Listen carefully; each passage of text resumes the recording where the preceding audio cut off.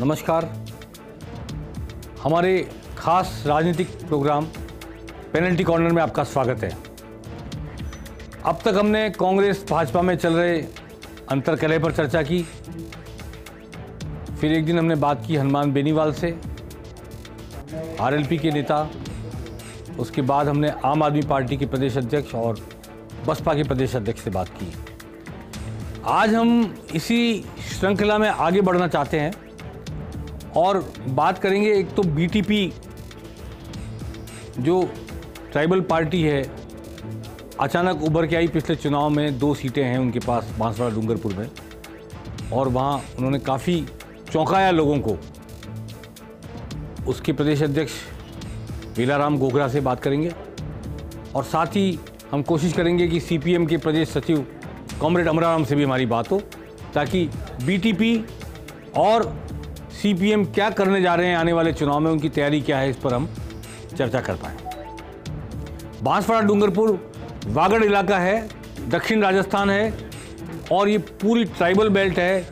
और दर्शकों को याद दिलाने के लिए मैं बताना चाहता हूँ कि यहाँ जो 9 विधानसभा सीटें हैं, 2 जिले हैं बांसवाड़ा और डूंगरपुर, इनमें सरपंच से लेके सांसद तक के सारे पद आदिवासियों के लिए रिजर्व हैं। यानी कि सरपंच भी केवल एसटी का बन सकता है, प्रधान भी एसटी का बन सकता है, जिला प्रमुख भी एसटी का बन सकता है, विधायक भी एसटी का बन सकता है और सांसद भी एसटी का बन सकता है।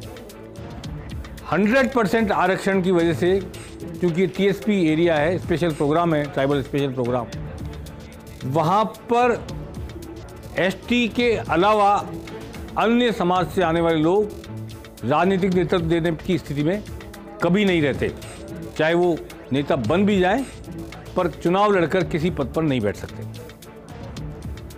अब चूंकि इस इलाके में मीणा भी काफ़ी है, नीनामा भी काफ़ी हैं और इस तरह के हम सुनते रहते हैं नाम, इन सब लोगों ने लंबे समय तक कांग्रेस का साथ दिया। पहले यहाँ सारे पद रिजर्व नहीं थे, तब हरिदेव जोशी, भोगीलाल पांड्या यहाँ के नेता थे। अब जब से 100% रिजर्वेशन हुआ है, एक समय था जब मामा बालेश्वर दयाल ने एक इलाके, कुशलगढ़ वाले इलाके को समाजवादी विचारधारा से जोड़े रखा, इसलिए जनता पार्टी और जनता दल के विधायक वहाँ से चुने गए। कभी लता स्वामीनाथन ने वहाँ पे काम किया तो लगा कि वामपंथ वहाँ फैलेगा, और एक बार लोगों के मन में ये भी शंका हुई, ये भी राजनीतिक क्षेत्रों में चर्चा होने लगी कि कहीं इस वागड़ के इलाके में बेरोजगारी को देखते हुए, युवा आक्रोश को देखते हुए कहीं नक्सलवाद जन्म ना ले ले। नक्सलवाद जन्म ना ले ले, इसको देखते हुए बहुत सारे प्रयास किए गए और इधर बीटीपी का उदय हुआ। बीटीपी ने छात्र संघ चुनावों से चुनाव जीतना शुरू किया और फैल गई, और फैल करके उसने पिछले चुनाव में 2 विधानसभा सीटों पर, दोनों सीटें डूंगरपुर की हैं, सफलता हासिल की। हालांकि खास बात यह है कि बीटीपी के दोनों विधायक अब बीटीपी में नहीं रहे और वो पार्टी से बाहर हो गए। तो बीटीपी के प्रदेश अध्यक्ष वेलाराम गोगरा से हम बात करते हैं।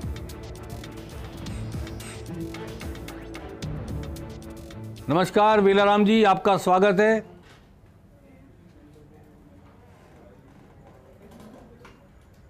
नमस्कार फर्स्ट इंडिया को। जी वेलाराम जी, अगले चुनाव को लेकर आपकी क्या तैयारी है? कितनी सीटों पर लड़ेंगे? दोनों जिलों में लड़ेंगे, बाहर भी फैलेंगे?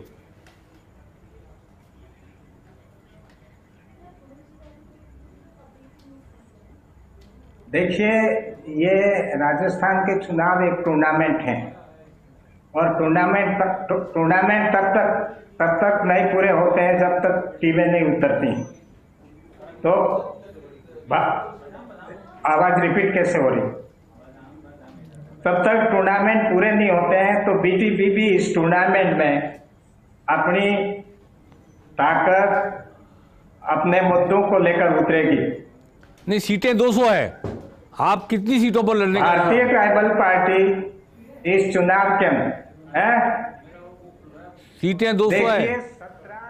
17 सीटें जो टीएसपी के हैं जी, हाँ, और टीएसपी की 17 सीटों पर भारतीय ट्राइबल पार्टी अपने कैंडिडेट उतारेगी और 6 सीटों पर हम विचार की राजनीतिक पार्टियों के साथ विचार विमर्श कर उनके साथ में लाइजन बिठा करके पूरे राजस्थान में अपनी सीटें उतारने की कोशिश करेगा, जिसमें हमारा अभी तक चर्चा हो चुकी है। एसडीपीआई, एपीआई प्रदेश अध्यक्ष, आरडीएफ और बीटीपी, हमने प्रेस कॉन्फ्रेंस भी की। 3 प्रेस कॉन्फ्रेंस जयपुर में, अजमेर में करने के बाद में हम विचार के लोग एक हो करके कांग्रेस, बीजेपी की जो एसटी, एससी, ओबीसी, माइनॉरिटी और अन्य गरीब, अन्य जाति में भी गरीब है, उनकी आवाज बनने के लिए हम एक साथ चुनाव लड़ने का विचार है। इसके साथ ही अन्य पार्टी भी हम विचार के साथ मिलना चाहेंगी, जुड़ेंगे तो हम मिलजुल करके पूरे राजस्थान के अंदर चुनाव लड़ेंगे। ये बीटीपी की तरफ से एक चर्चा। आपके 2 विधायक चुने गए थे, दोनों विधायक अब आपकी पार्टी में नहीं है।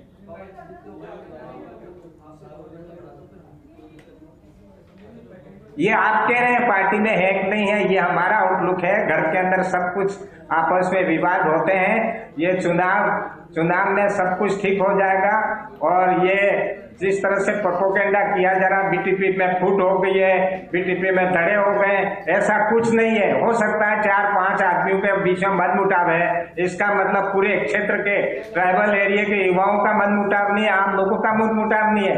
ये सारा मीडिया और अन्य मार्फत से बीजेपी कांग्रेस के मीडिएटरों द्वारा बीटीपी को तोड़ने की साजिश के तहत ऐसे लफ्ज बोले जा रहे हैं, जिसको हम स्वीकार नहीं करेंगे। बीटीपी के दोनों विधायकों को आप टिकट देंगे वापस एक बार और, अगर वो आपके साथ हैं? देखिए, वो हमारा समय के परिस्थिति के अनुसार हम देख लेंगे, हमको क्या करना है। ये हमारा अपना आउटलुक है, डिसीजन है, वो समय आने पर सब पता लग जाएगा। जी, एक भारतीय आदिवासी पार्टी और जन्म ले रही है आपके इलाके में। भारतीय आदिवासी पार्टी ने छात्र संघ चुनावों में भी सफलता हासिल की है। मैं आपसे सुन रहा हूँ लोग सर, मैं आपसे मैं निवेदन ये करूंगा कि ये आपसे सुन रहा हूँ और लोगों से सुन रहा हूँ, मीडिया से सुन रहा हूँ। मेरे सामने जब पार्टी आएगी तब हम इस मामले में कुछ आपको जवाब देने में समर्थ रहेंगे। जी, आपके इलाके में सबसे प्रमुख समस्या या सबसे प्रमुख बात आप क्या रखेंगे लोगों के सामने वोट मांगने के लिए? देखिए, हमारी सबसे प्रमुख मांग है और जिसकी वजह से बीटीपी का उदय हुआ, भारतीय संविधान की मंशा थी और मंशा के अनुसार 5th शेड्यूल बनाएगी और जिसमें संविधान की धारा 244(1) के तहत राज्यपालों को अधिकार दिए गए कि पीएसपी एरिया में, आदिवासी बाहुल एरिया के अंदर आदिवासी की भौगोलिक परिस्थिति, उसकी रहन, उसकी संस्कृति को ध्यान में रखते हुए राष्ट्रपति और राज्यपाल महोदय को गार्जियन बनाया गया। लेकिन आज तक जो पावर दिए गए इसका उपयोग नहीं किया गया और इसका उपयोग भी विधानमंडल और मुख्यमंत्री ने नहीं करने दिया। और यही नहीं कि भारतीय संविधान की मंशा के अनुसार जितने भी आदिवासियों के लिए कानून बने, जैसे ढेबर कमीशन की रिपोर्ट, सिद्धू माव कमेटी और इसी तरह से कई पेशा कानून, एफआरए कानून, जितने भी कानून बने वो आज तक धरातल पर नहीं उतरे। इसी तरह से एसटी, एससी, ओबीसी, माइनॉरिटी के लिए भी जो कानून तो बने, सच्चर समिति या एससी के लिए जितने, लेकिन उसकी मंशा के अनुसार आज तक धरातल पर ये बात नहीं उतरी। तो भारतीय ट्राइबल पार्टी हम विचार की पार्टियों के साथ में बैठ करके अलग भील प्रदेश की बात आप करते हैं, अलग भील प्रदेश की बात आप करते रहे, क्या अभी उस बात पे कायम है? अलग कानून बनाया था लेकिन उसको क्रियान्वित नहीं, इसलिए बीजेपी को आना पड़ा। जी आगे बोलिए। अलग भील प्रदेश की मांग आपने की थी, क्या अभी भी आपकी मांग अपनी पे कायम है कि बांसवाड़ा, डूंगरपुर और ट्राइबल एरिया को लेके अलग से भील प्रदेश बनाया जाए?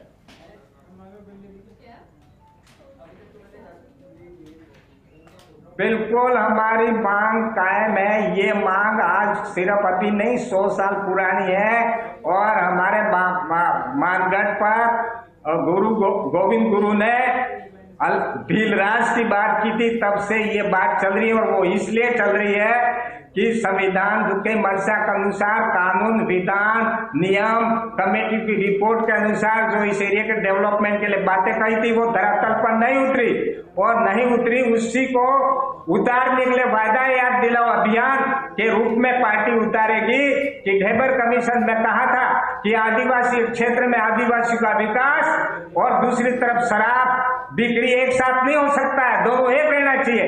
लेकिन इधर तो आप शराब की बिक्री हर फलिए में दारू की दुकान खोल रहे हो और दूसरी तरफ विकास, दो चीजें एक साथ नहीं हो सकती। लेकिन आज तक ढेबर कमीशन की रिपोर्ट की क्रियान्विति नहीं की। इतना ही तो हम कह रहे हैं, हमने पास की थी क्या ढेबर कमीशन की रिपोर्ट? कौन प्रतिनिधि था उसमें आदिवासी? जब आपने बनाई, हमारी चिंता की, उसको क्रियान्विति क्यों नहीं कर रहे? ये सवाल बीजेपी करना चाहती है।